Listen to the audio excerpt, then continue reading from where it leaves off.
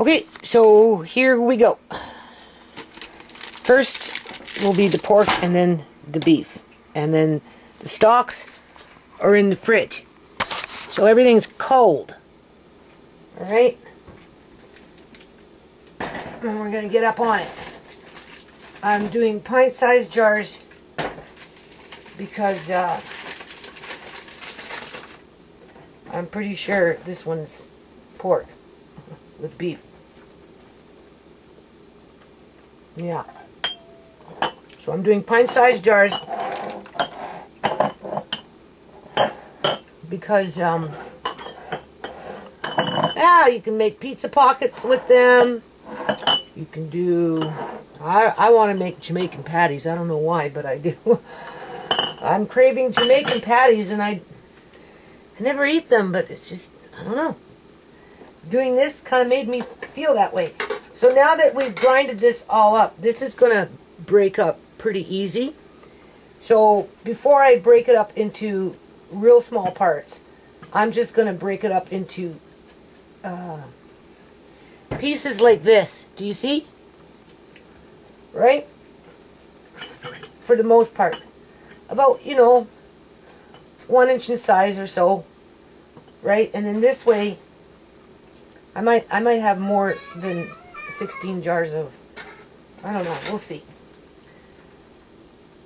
Anyway. I just wanted to know what it felt like to you know, just have it come to the door and, right?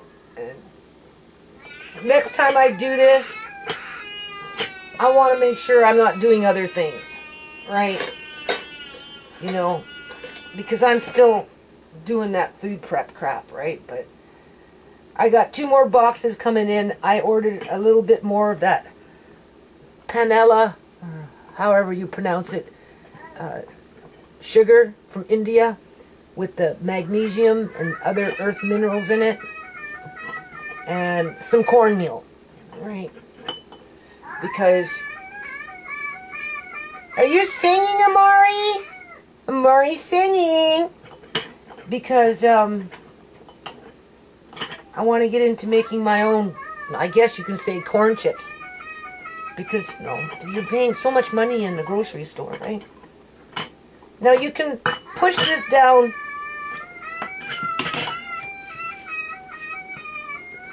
Right? Oops, sorry. You can push it down because there's you know, there's gonna be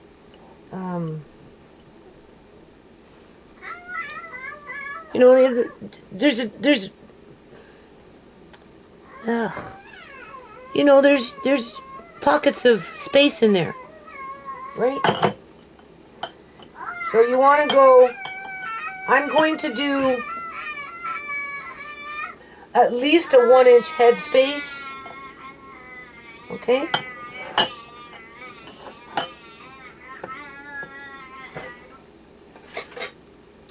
I tell you, I sure miss my normal eyesight. I know I'll never get it back, but I sure do miss it.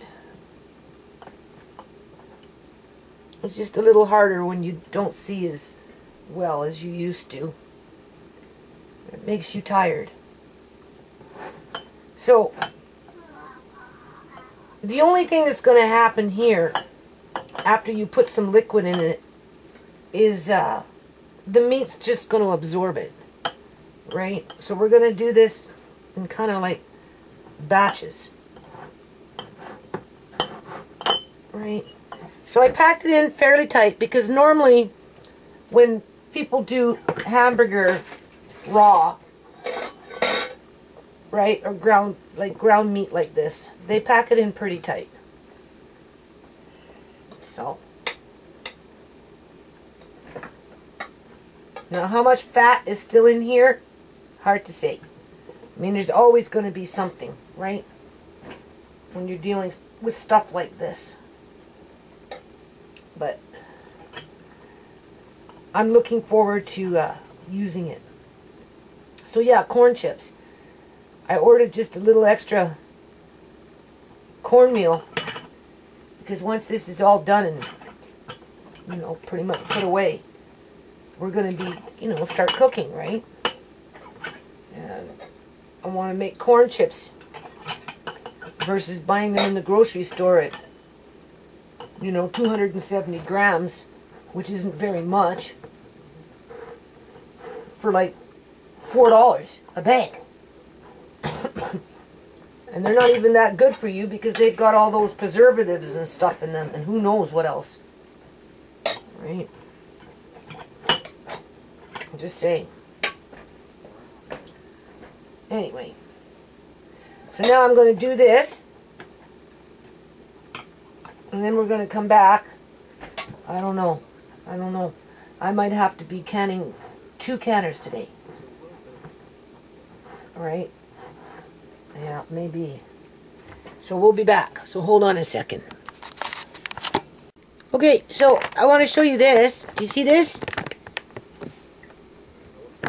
This is whole milk powder.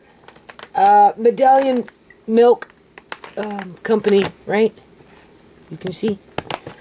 I'm pretty sure they're situated in Winnipeg. Someplace like that. Anyway, when you mix it up, it's pretty good. I have a whole bunch in jars because normally I buy them in the 10-key bags. But, you know, I thought I'd try it this way and then take this bag and combine it with the older stuff downstairs as I go, right? Cut back on the, you know, just wanted to say. So we got 8 jars of the pork and the beef, and it's delicious. And now we're getting into the actual beef itself, right?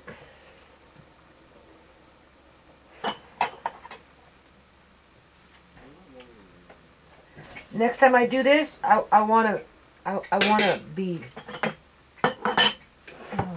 alert. Alright, I've been working pretty hard, considering all things said. I don't really get a lot of rest. So same idea, right? Okay. Try and keep a few in the chunk if possible, not too big, but right, and then you're going to squish it down a bit. And then I'm going to go in the fridge and start with the liquid. Now I'm not going to bring the liquid to a boil. I'm just going to skim off the fat. And, you know, the liquid is probably a gelatin. So all you want to do is just warm it up. You don't want to heat it up too hot because this is cold. And we know hot and cold will crack jars. Okay?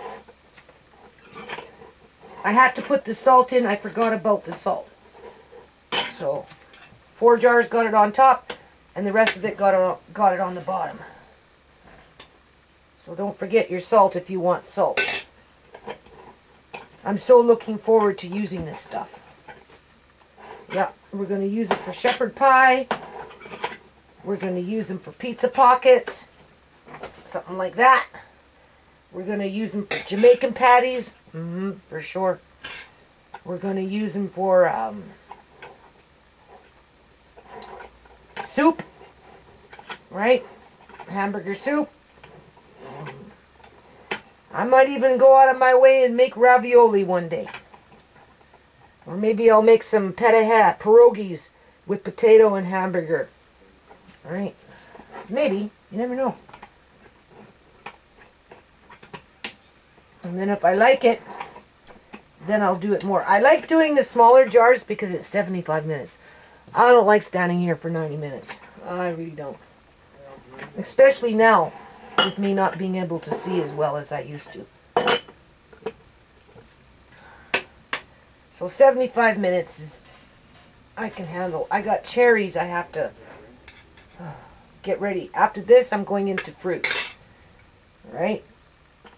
And apples. See how these cherries are holding up in the fridge?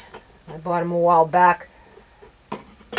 Get them ready. I had blackberries, but I didn't have time. So those ones ended up in the compost, but there's tons more out there, so I'll be doing probably blackberry with cherry.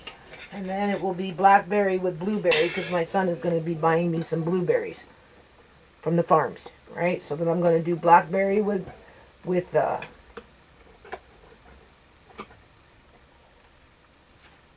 blackberry with cherry, blackberry with blueberry. The only thing is I have to de-seed it as best as I can. At least a little bit. Because then it's better. And so that's what I'm going to do for the next month. Basically. Just canned fruit. Yeah. Get into those mangoes. Right? Apple mango. Yeah. With those dented cans from Walmart. Yeah. And maybe some peaches. I can do peaches and mango. Yeah. I can do that as well. I'm going to do something. I'll be doing that for probably, like I said, at least a good month, if not longer, off and on. I'm not sure where I'm going to put all these jars, but I'll figure it out. It's the only way, people. Unless, of course, you like paying out of your nose. Right? You have to do stuff like this. You just have to. This is, you know...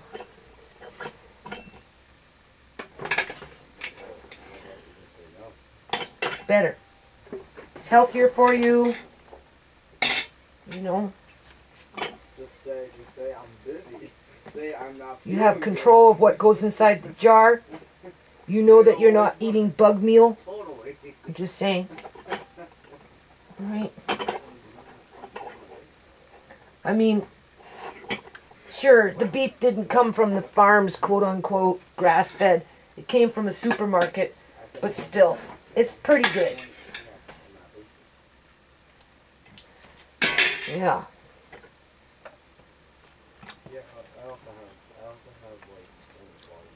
Tastes fresh.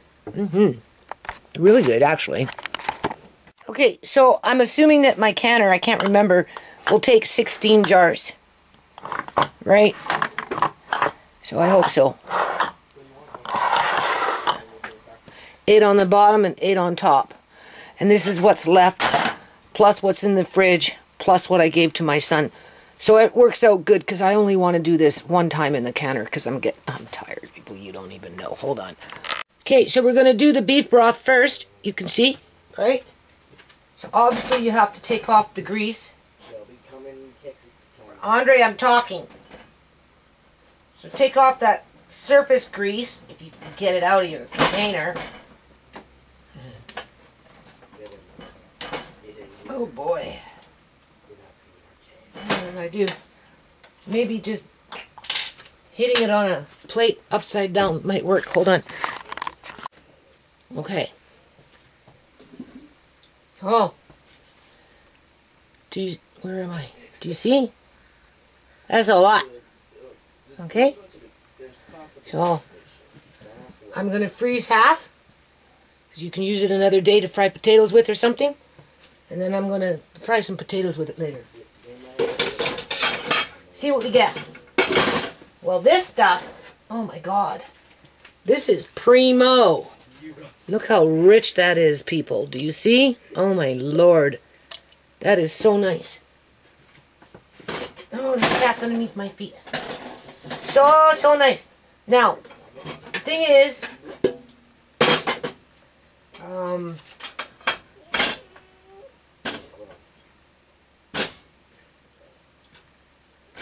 you can just freeze them in little pieces. Use them for later. You don't want to heat this up hot, because this meat is cold in the jar. You don't know. It tastes so good. See, I'm not allergic to beef, because if I was, I wouldn't be able to do this, right? It's just, you know, sometimes I am. So good. So good. Okay, so now we're just gonna warm it up, right? We're not gonna make it hot, because these are cold, like really cold. Right? We just wanna be able to use it. It's kind of hard to, You know, you need everything to seep down. So you really want it very cool, just enough to you know, melt the gelatin. Okay? And then you start filling up the jars. And then you have to give it time for everything to settle. And I take oh, I'm missing a jar here. I got one extra jar. Wait a minute, what do I got going? Anyway, that's good to know, but that's not what I'm looking for. I have a chopstick here somewhere. Oh, I don't know where it is. I need to find it. Because I use a chopstick, push down, just kind of move it around, let the water, just the liquids, you know, seep through, right?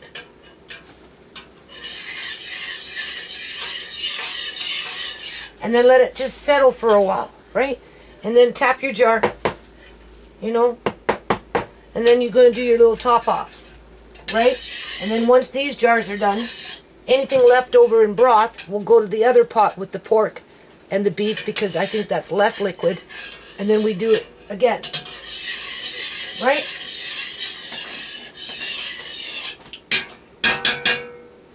Hold on.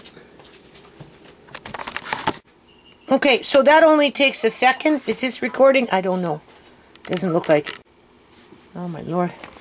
What's going on? Oh yeah, I guess it is recording. Alright, so it only took a second to do that. You can see that there's that grease, right? Okay. If you want, you can take out that little bit of grease, because the hamburger, well, it's not hamburger, it's beef, right? The beef that's in your jars are still going to leach out grease, okay? So in the meantime, this is cool. This is very cool. And it's very rich. But no salt. It's perfect. And then what I do is I take what I have and I basically try and distribute it evenly between each jar. But this is a lot of liquid here, right? So, alright. And you can see it's just sitting there floating at the top because I have to take that chopstick or give it time to settle down, right? So, hold on. Okay, because I packed this tight, what I'm doing, in little batches, pour your liquid in, take your chopstick, go like this, put it in, move to another side, move it like this, move to another side, to the side of the jar, right? Like this, to help the liquid go down. Do it in the center as well. And as that meat is absorbing that liquid, you're going to have to add more. Okay? And you're going to, you know, depending on how much you pack in here, how tight, you're going to have to do it a few times. Okay? Alright? Until you feel that you can't do it no more, and you pretty much got it where you want it. Okay? Because that's the only way. You have to have the liquid in here for the heat to travel through it, right? And then after I'm done, I am going to wipe the jars a little bit before I put them in the canner. And the canner is cold. I don't have the canner on. So this will go into the canner cold, because these themselves are basically cold, right? But it's all pre-cooked with primo stuff. Okay. Now, as the meat is absorbing this liquid, which has been degreased, obviously it's going to swell a bit, so you might have to take some out in terms of that headspace, right? It depends. Depends how much you can pack it down after you give it some time to fill up with some liquid. And then, Andre, shut up. And then after you're done doing this, for the most part, I highly recommend that you let it sit for 5 or 10 minutes just to top things off. Right? And if you have to, that's where you'd use it. Just a tad bit of water. And we're talking like tablespoons. Right? 1 or 2 tablespoons, 3 tablespoons, depending on the jar. Okay? Yeah, you got to keep doing this because the meat is sucking up the juice. Alright? You got to give it time to go through the jar and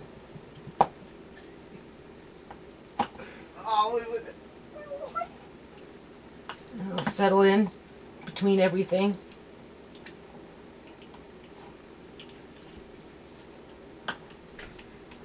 Alright. Obviously you're debubbling as you go. Right? When you're getting near the end, you can take a spoon and kind of flatten things down a little bit just to see. This is where I'd like to have better eyesight, but you know. The worst that's going to happen is a jar will explode in your can because it's packed maybe too tight or something. Right?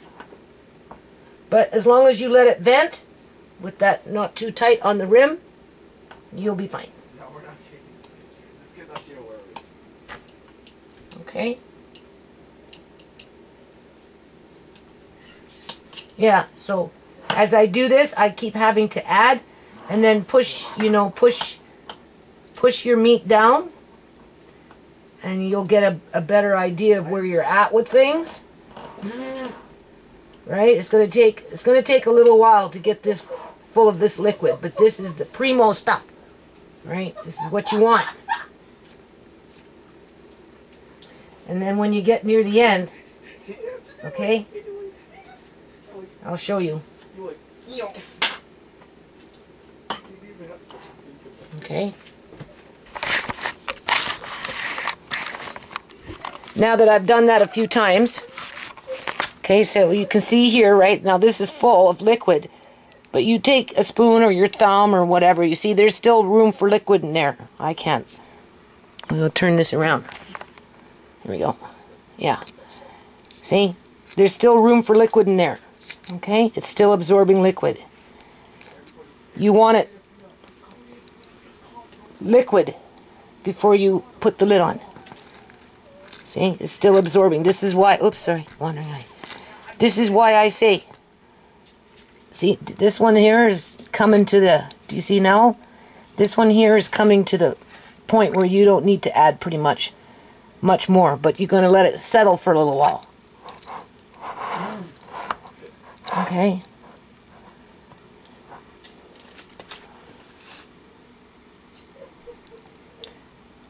See, this one's good, but the head space is too high. Can you see? You see? You see what happened?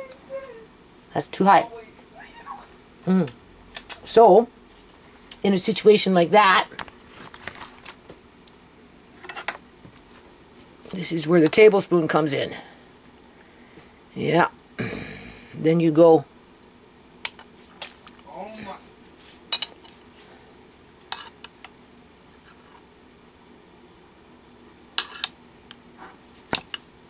All right.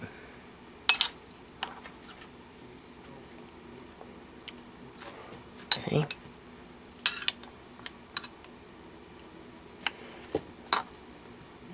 And then just push your meat down. So this one's almost done now. Okay?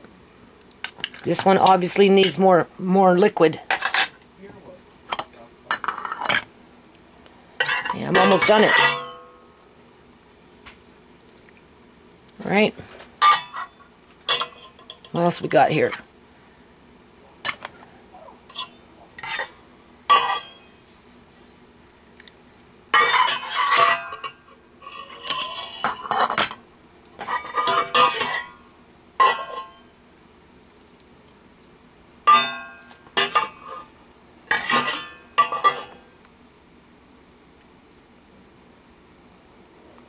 Okay.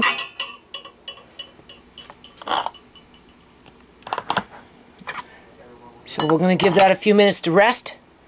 as the meat is absorbing the liquid. All right.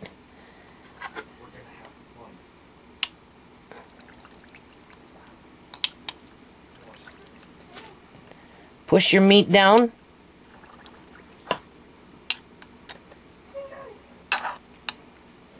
Obviously that headspace is high.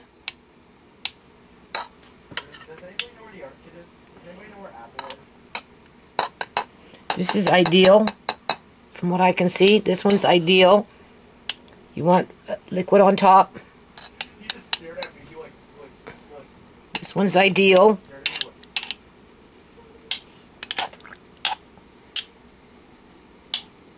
That one could use a bit more liquid. This one seems to be a little high. So you just transfer it.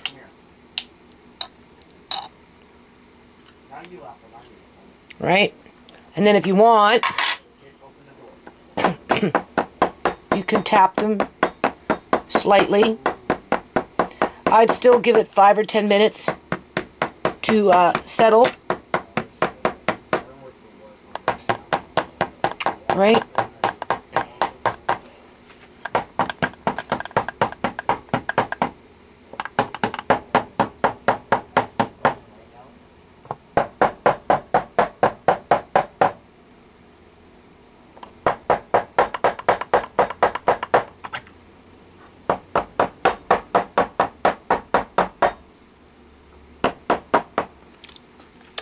Looks like a little too high. Just a tablespoon or so too high.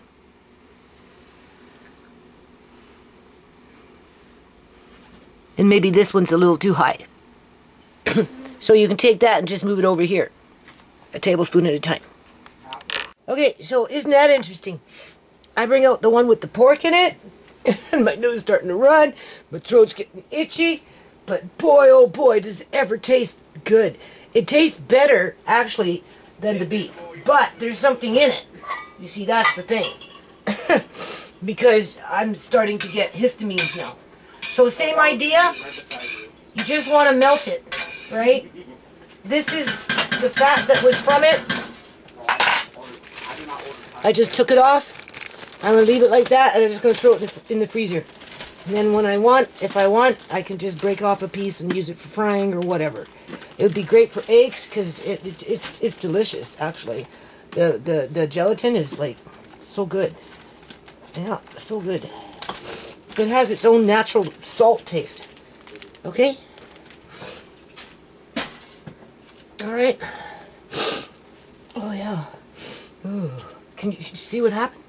As soon as I brought it out, opened it up, started mucking around with it, and the face was over it, and now it's starting. Yeah. So maybe it's pork I'm allergic to. Huh? Allergic to something. So just enough to soften it up. And get it going, and you're going to do the same thing.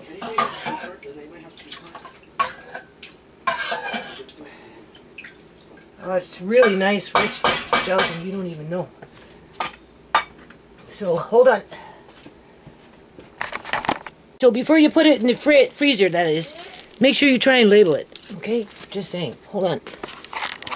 Okay, so now I'm at the point of wiping my rims. I wipe down the jars a little bit because, you know, right? The liquid and grease and whatever, right? So I normally don't, but I just want to see how much leaches out in the canner after the fact, right? Because I packed in this ground meat in fairly tight, right? And so, get down, you stupid cat! Get out of here! Ooh, I don't know about Mo, man. I want to get her fixed, but it's going to cost me a lot of money. Yeah. So anyway, see, this one here is settled, right? But anyway, I don't want to start mucking around too much. This is my leftover broth, which will be good for like something, right? So this is where you're going at a tablespoon at a time, okay? I'm just saying. And now, make sure you do a good job on your rims. So basically what you're doing is you're cold packing, but you're just cold packing in a different kind of way, right? You pre-cooked everything, degreased it, because this is all cold, like cold, right? So,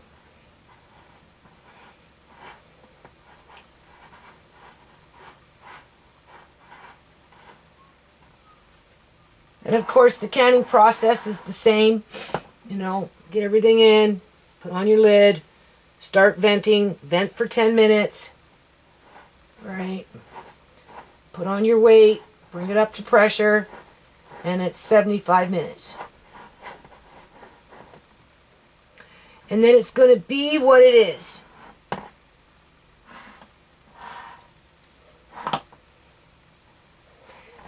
I don't want to say this kind of reminds me of Spam, but it kind of reminds me of a Spam. Doesn't taste like Spam. Yeah. The one with the pork definitely started to make my nose run. There's something in the pork. Yeah, they're putting something in it. Yeah. Not so much the beef, but definitely there was something in the pork. I'm still running with it.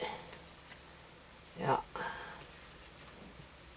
So what they're doing with pigs, I don't know. Injecting the meat with something, I don't know. Because it definitely has even a different flavor. So, like salt, right? I don't want to say nitrate, but definitely there was some kind of salt in it, right? Compared to the beef.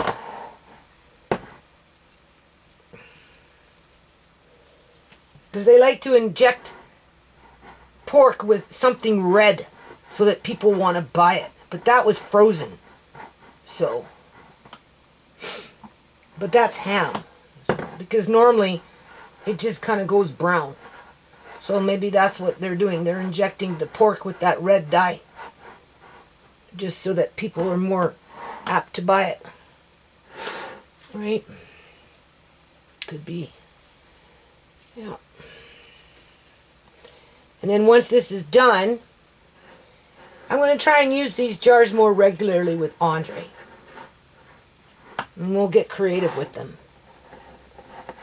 Right? See if we like it. And then if we like it, then I'll do more. I'll give a couple to my son.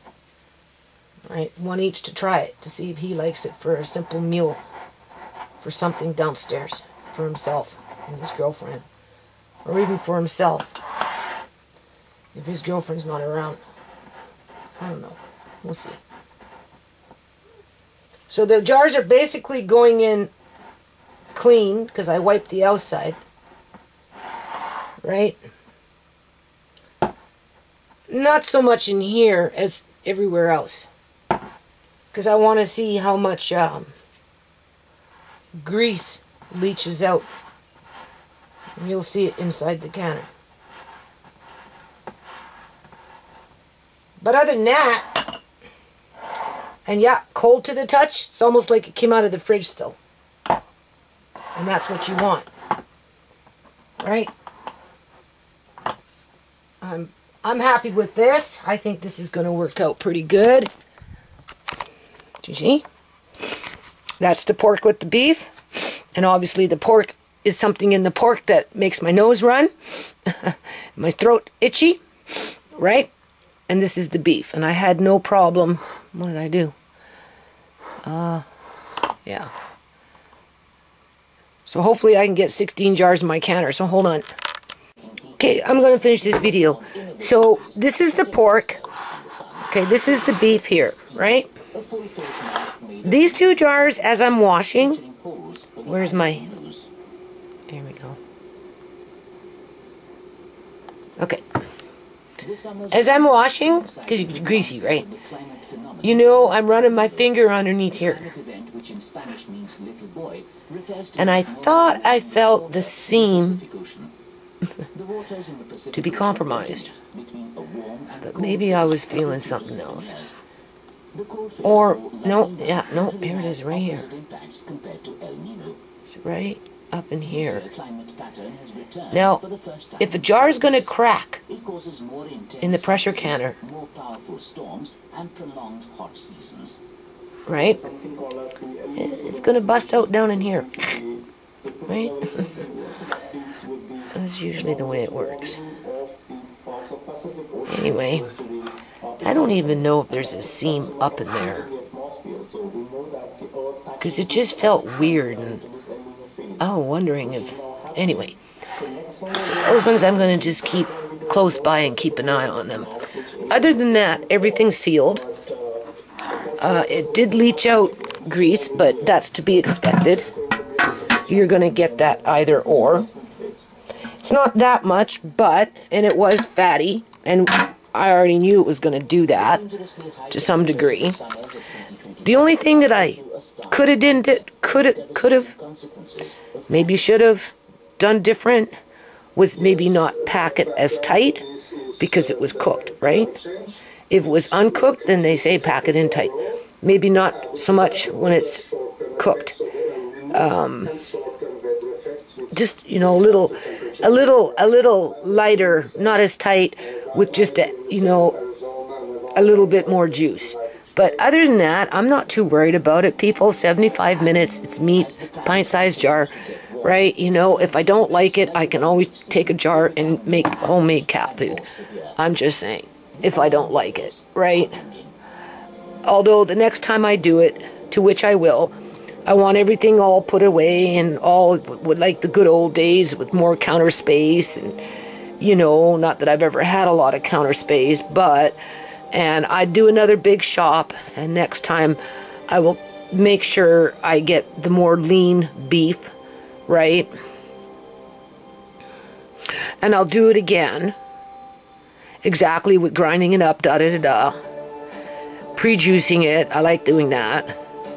And then I will use quart-sized jars, and I just won't pack it as much, right? Just a little more, less, that's it, with a little bit more liquid, just a little bit more liquid. And then that's the only thing I do different. Other than that, I think, you know, like this is, I don't know. The only jars I'd be concerned about would be these ones in here, these two. But maybe I washed away what I was feeling. I don't know. Just seems to be a ridge in here. But I don't even think it's possible for a jar to crack up in here without the whole thing cracking, right? Right? Because they are kind of tight. But I put in a fair amount of liquid in each jar as well, and I knew that it was going to be sucked up by the meat. So, you know, like I did mention, you're leaning now more in towards, I don't want to call it a spam, but like that kind of a meat, like where you can actually slice it, right? Because it's just a little more compact because of, you know, but there's a lot of gelatin in here. You just don't see it. So anyway, other than that, yeah, I'll do it again in about 2 or 3 months from now. Big shop, I liked it, and I'll go for the more leaner meat. I'll do quart-sized jars, and I might even go out of my way and make a really rich, deep bone broth to add to the juices, and do an extra few jars with a little less compact meat with a little bit more liquid. Okay? That would be the only thing I would do different.